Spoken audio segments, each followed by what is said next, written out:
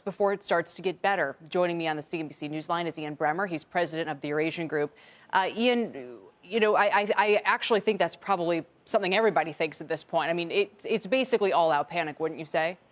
Well, I mean, there are a lot of people that are panicking. I think the importance here is just to understand who has resilience and what the geopolitical backdrop is. That's what we focus on. I think the problem is that unlike 2008 financial crisis and unlike, say, 9/11, where the domestic and the global response was pretty cohesive and pretty robust, that's not the case here. So, I mean, in relatively short order, we will get a handle on the epidemiology of this crisis, and I think markets will then, at whatever new level, start to become much more stable.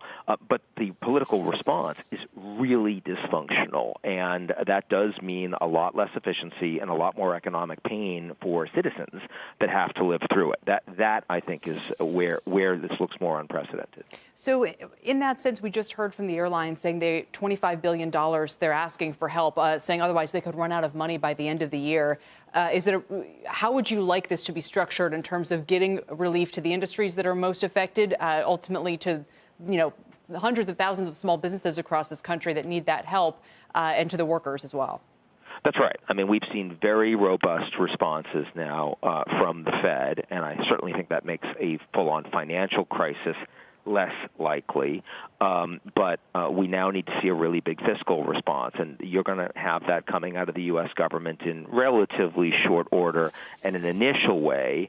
But if you ask me, what May looks like, the headline numbers are going to have to be very large. I mean, perhaps $1 trillion or more. By the way, I fully expect that. I think that there is recognition, even though it's election year and even though nobody particularly wants to give a win to the other side, what we saw from Pelosi and from Secretary Mnuchin on Friday and Saturday, I think we're going to see again in much larger form as we get through May because, frankly, there's an awful lot of people, the great inequality. Yes, the economy was humming along pretty well, but a lot of Americans weren't feeling it, and that is obviously going to be exacerbated dramatically over the course of the coming months. Frankly, that worries me long-term a lot more than the healthcare system getting overloaded does. I think we can handle the latter.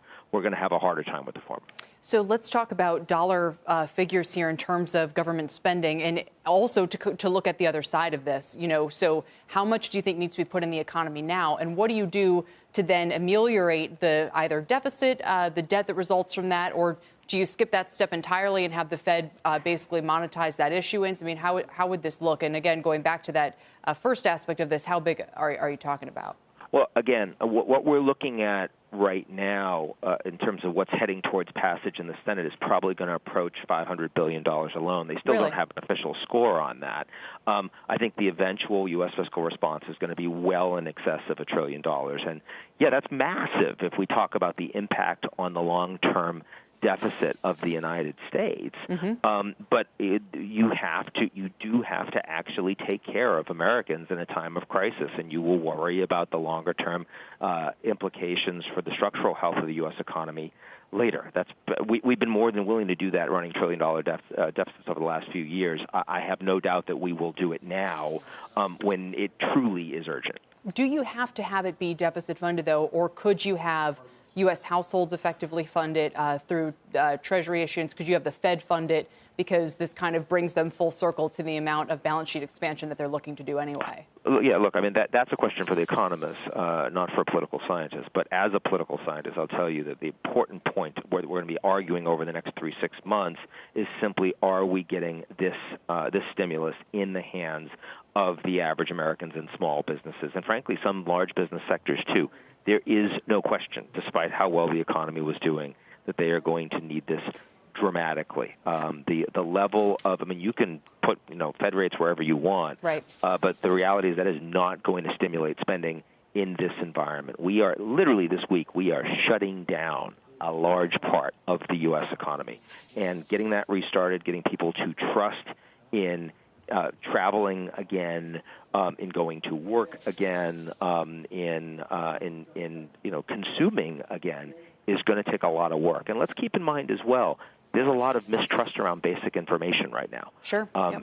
And frankly, that makes it a lot worse. That was something that this administration has not helped in the early stages of this crisis. I think they're now doing a better job, and certainly we've seen from Pence and we've seen from Fauci being out in front over the course of the last week that there is more consistent information coming from the government administration.